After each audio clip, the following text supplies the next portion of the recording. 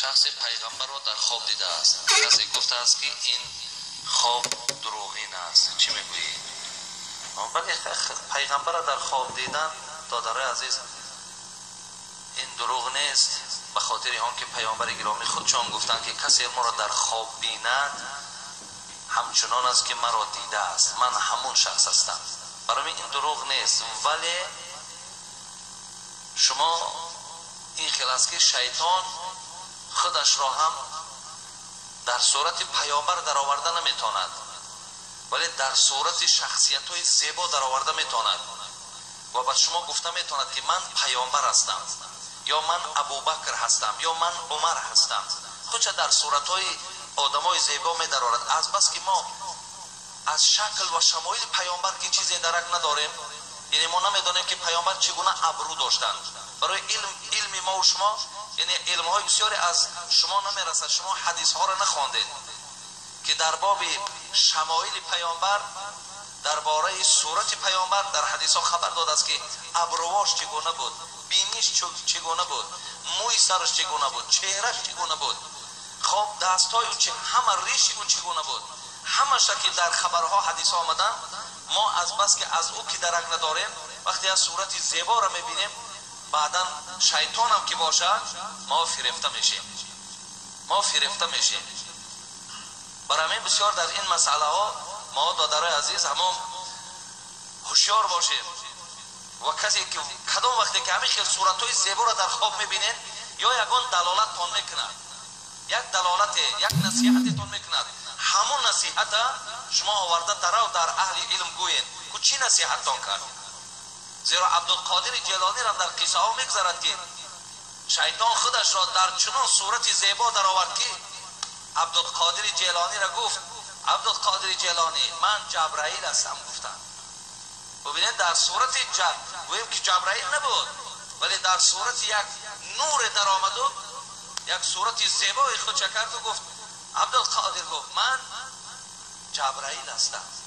از بس که عبدالقادر جیلانی که عالم بود و میدانست که جبرائیل فقط نزد پیامبرها می آید، گفت باز چی نصیحتش کرد؟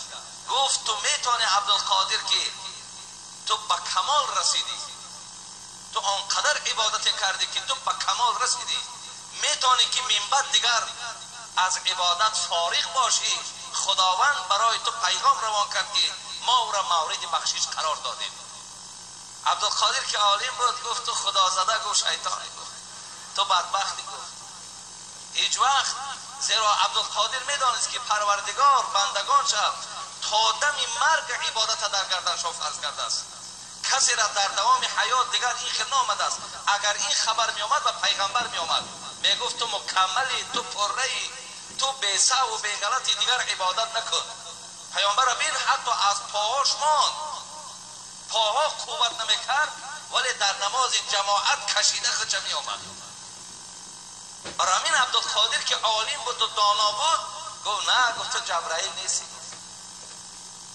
برای همین این خوابها را دادرای عزیز شما بسیار کوشش کنید یکی فریب نخورید. بسیاری از بعضی بزرگای ما که دعوای بزرگی میکنن در خوابهاشون هم همین بعضی هاش شیطان وسواس میکنن.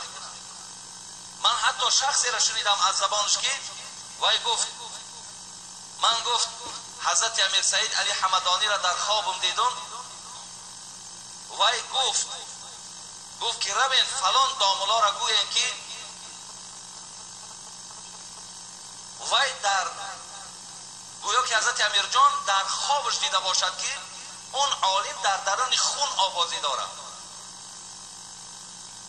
و گویا که خداوند به حضرت امیر جان گفته باشد که به همون شخص برده رسانیم که دیگر عبادت نکند که عبادت چه خدا قبول نمیکند. این بزرگ همون را دلیل کرده و حجت کرده من فلانی را باید روان گویم که دیگر میتواند که پایبند عبادت نشود که بزرگی خدا علاکه نتیجه او را آخرت او را خبر شد داد. ببینین آدم که علم نداره فهمیش ندارد تیز شیطان گمراهش میکنه. برای این وقت شما پیغمبر خواب دیده، اولا شما خوب میشود که حالی نصیب باشد من یک روز از شکل و شمایل پیغمبر برای شما خبر بدم چه بود. شما همین در ذهنتون گیرید تو که همین صورت دیدین و وای نصیحت های میکند که البته وای هیچ وقت برای شما توصیه به عبادتی و به اطاعتی را نمیتاد. برای من کوشش کنید در خوابهاتون هم فریفته نشید. یکی بسیاری آدم‌ها دروغ هم میگن من امشب خواب دیدم، من مثال فلان کردم، گفتن دروغ هم میگن از پیش خودشان. پیامبر گفتن دروغگوترین دروغگوها آن کسی است که چیزی را در خواب ندید و میگوید که دیدم. این دروغگوترین دروغگوهاست. حتی همین خیلی شخصانی که وایمه میکنن گویا خودشان بزرگ بشمارن و به مردم همین خوابهای را حکایه میکنن که گویا ما همین خیلی بزرگا را در خواب دیدیم. پیامبر گفتن روز قیامت خداوند به سبب آنه که تو مردم را فریفته کردی، مردم را در دام حیله خود انداختی، خداوند 2 دانه جو در پیشت میمانده است.